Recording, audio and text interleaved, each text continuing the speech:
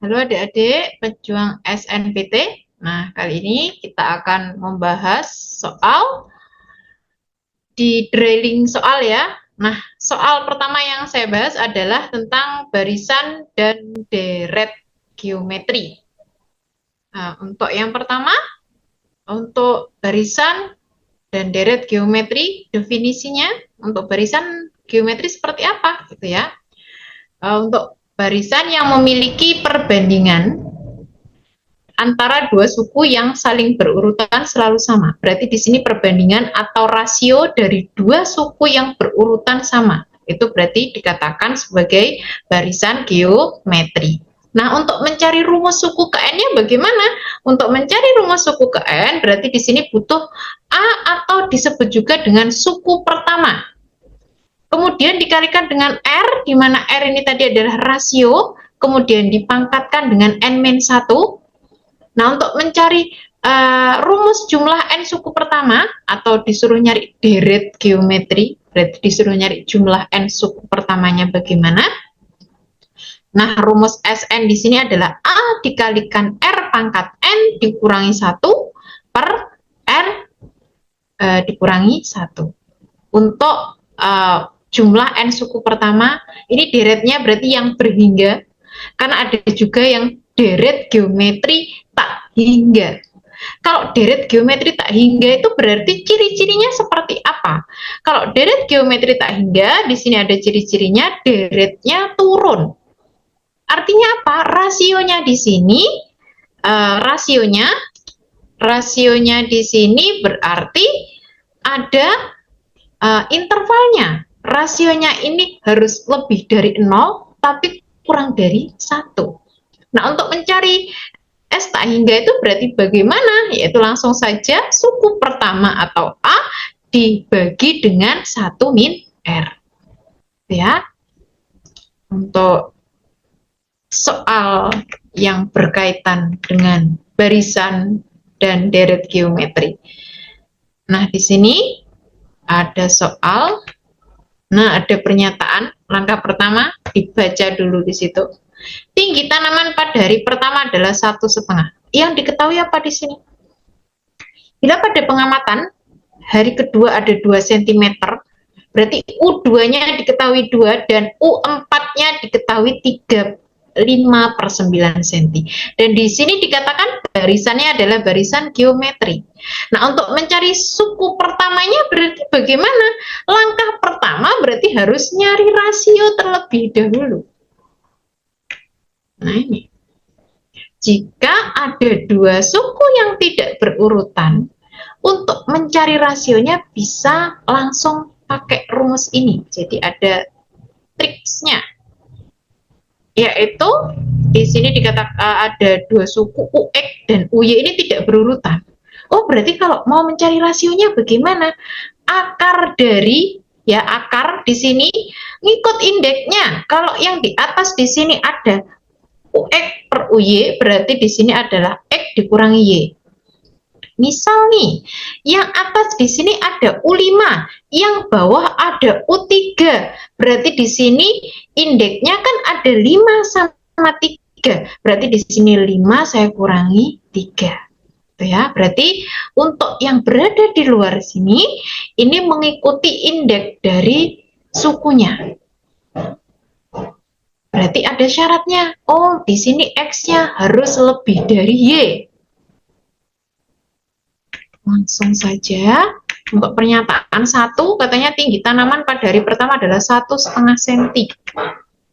Nah, di sini tadi diketahui hari kedua itu ada 2 cm dan hari keempat ada 5/9. Ini dijadikan dulu dalam bentuk pecahan biasa biar memudahkan untuk mengerjakan. Berarti di sini 3 dikali 9, kemudian ditambahkan dengan 5, nanti dijadikan di pembilang. Berarti ditulis di pembilang 3 kali 9, 27, ditambah 5, ketemu 32/9.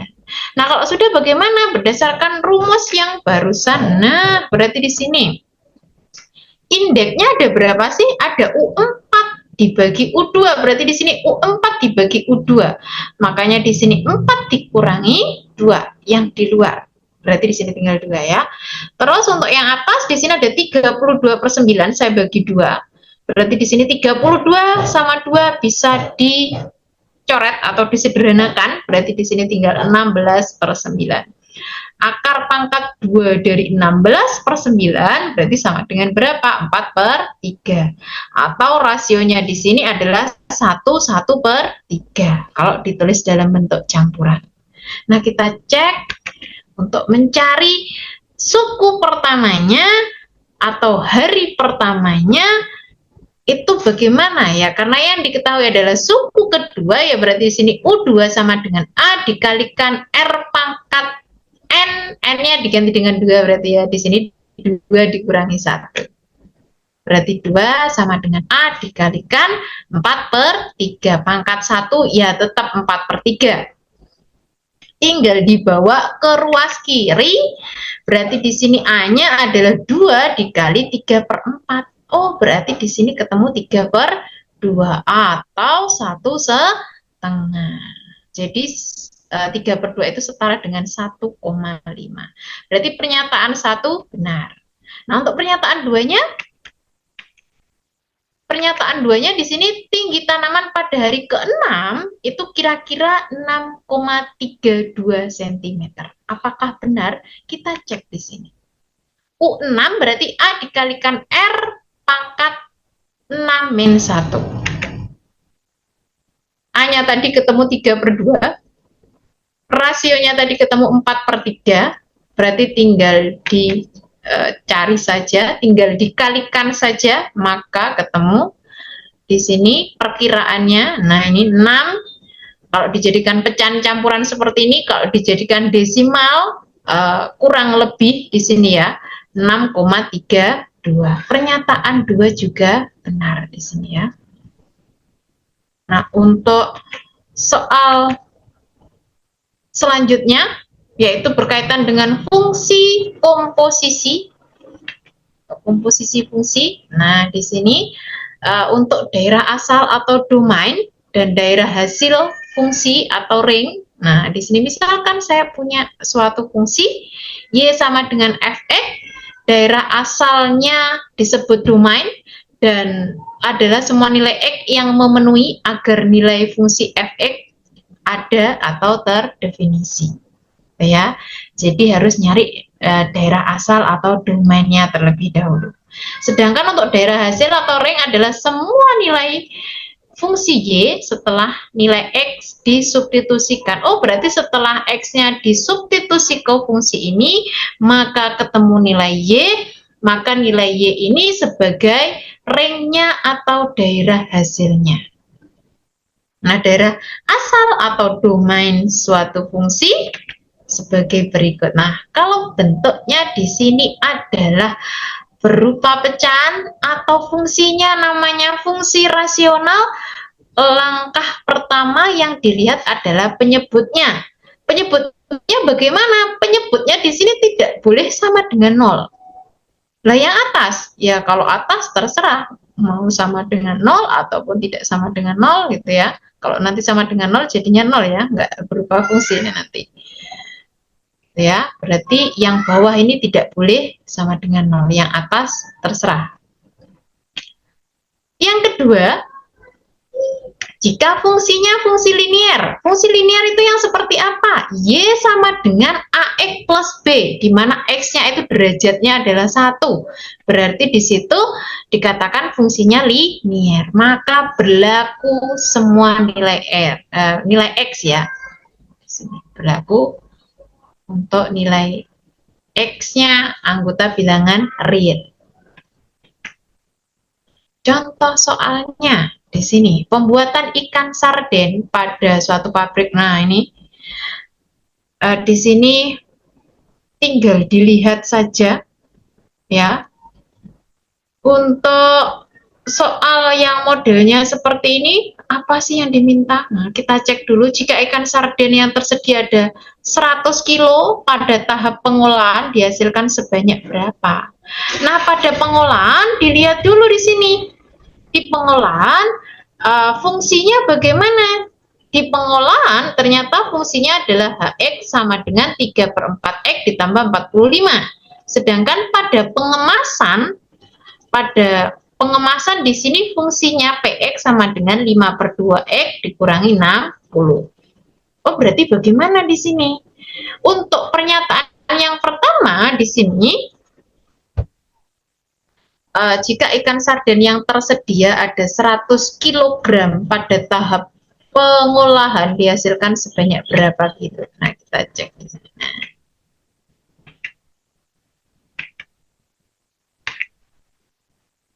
Pertamanya, nah ini berarti tinggal kita substitusi saja di sini ya. Berarti X-nya di sini kita ganti dengan 100. 100 berarti di sini 3/4 dikalikan 100 ditambah 45 sebanyak 120. Oh, berarti di sini setelah diolah gitu ya, berarti jadi 120 kilo.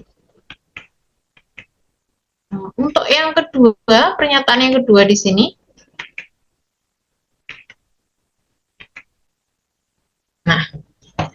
Nah ini tadi pada tahap pertama kita sudah menghasilkan 120 kilo gitu ya. Berarti setelah dikemas ya berarti tinggal ganti saja 120 ini tadi disubstitusi ke fungsi PX-nya. Berarti di sini 5/2, X-nya diganti 120. Ketika diganti 120, berarti di sini ketemu berapa? Ternyata ketemu 240. Oh, ternyata setelah dikemas diperoleh 240 kaleng. Tadi berapa kilo? Dengan ini tadi ada 120 kilo, jadinya kaleng adalah 240 kaleng. Oh, berarti untuk pernyataan 1 yang benar tadi adalah C, sedangkan pada pernyataan yang kedua yang benar adalah A. Saya kira cukup untuk soal di membahas soal-soal di drilling soal di sini ya. Semoga bisa bermanfaat. Saya akhiri. Sekian, terima kasih. Semoga bisa bermanfaat untuk adik-adik. Saya akhiri.